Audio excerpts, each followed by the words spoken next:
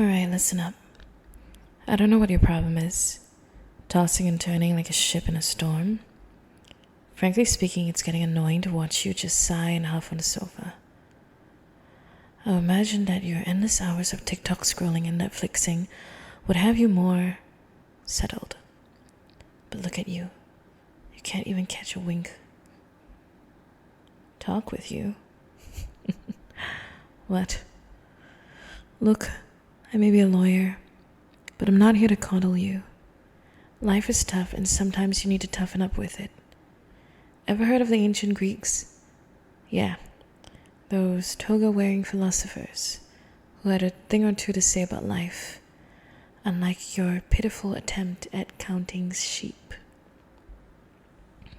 Like who? Well, like Socrates, the man who wouldn't shut up. He said wisdom begins in wonder. And maybe you need to wonder about why you can't sleep instead of whining about it. Plato, the guy living in his perfect world of forms. Maybe you should form a plan to fix your sleep. Or how about Aristotle, the one who dabbled in everything, who, unlike you, can't even master the art of a decent night's sleep. I'm not helping? Look, I'm not here to babysit you through the night. You want to rest? Fine. Then embrace the wisdom that I'm giving you from those ancient minds, and maybe, just maybe, you'll find your way to dreamland.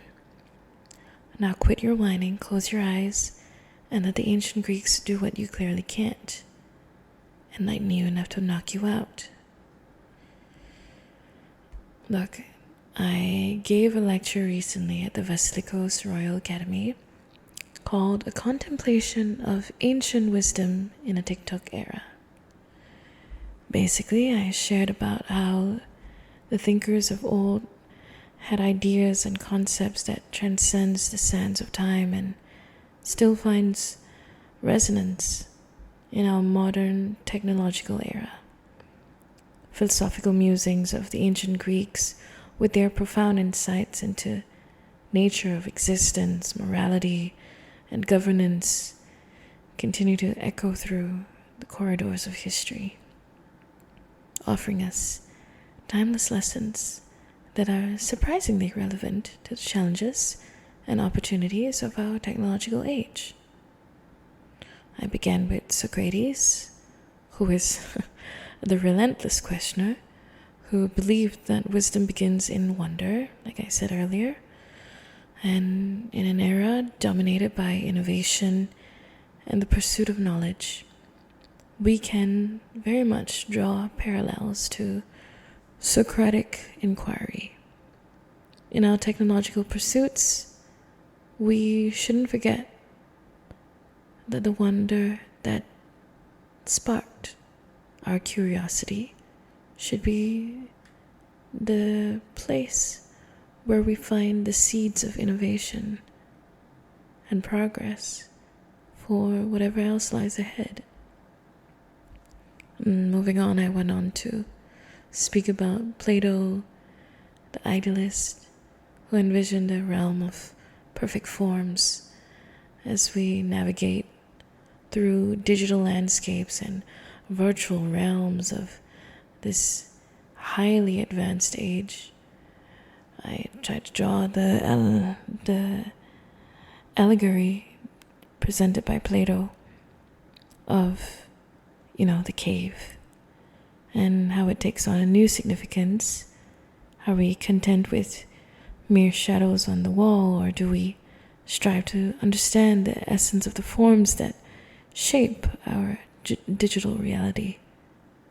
Because Plato always challenges people to seek the highest ideals, So even in the intangible world of data and algorithms, I think that that's something that people should still strive towards. Then, of course, you have the infamous Aristotle, the polymath, who explored and talked about the intricacies of ethics, politics, the pursuit of eudaimonia, a life of flourishing and well-being, and how in the age of artificial intelligence and automation, a lot of Aristotle's ethics basically call us to consider the implications of our technological creations on human flourishing. How can we ensure that our innovations contribute to the greater good and enhance well-being of individuals, societies, nations, countries, clans, so on and so forth. And then I also talked a little bit about Epicurus, who, more than anything, I would say, valued tranquility and the pursuit of pleasure derived from simple pleasures.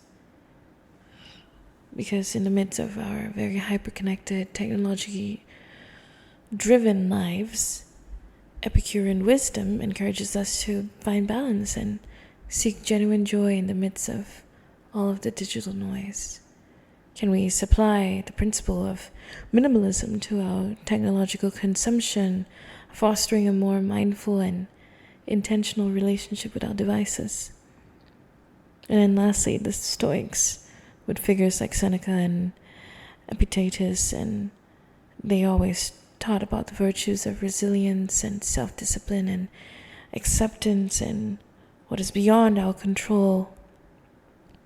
And in the face of rapid advancements and uncertainties of our technological era, Stoic philosophy encourages us to cultivate an inner strength that transcends the transient nature of technological progress, because not only are we moving so fast, but more often than not, people aren't moving as fast as things are changing.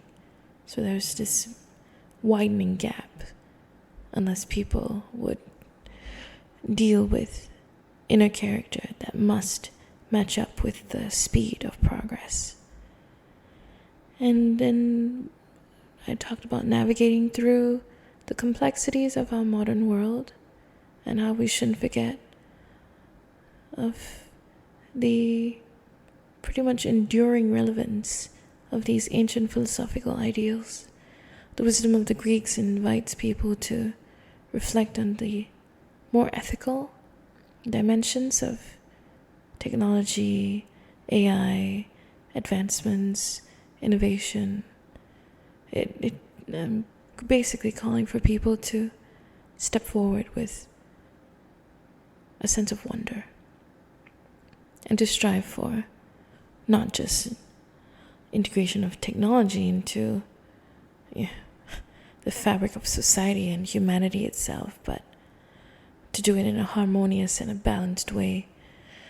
And in the spirit of Socrates and Plato and Aristotle and Epicurus and the Stoics, we should come together more often to forge a path forward that is not only technologically advanced but also ethically grounded, contributing to the flourishing of humanity in our digital age. Because it's not just about the best idea, but it's about how the best idea would bring out the best outcome.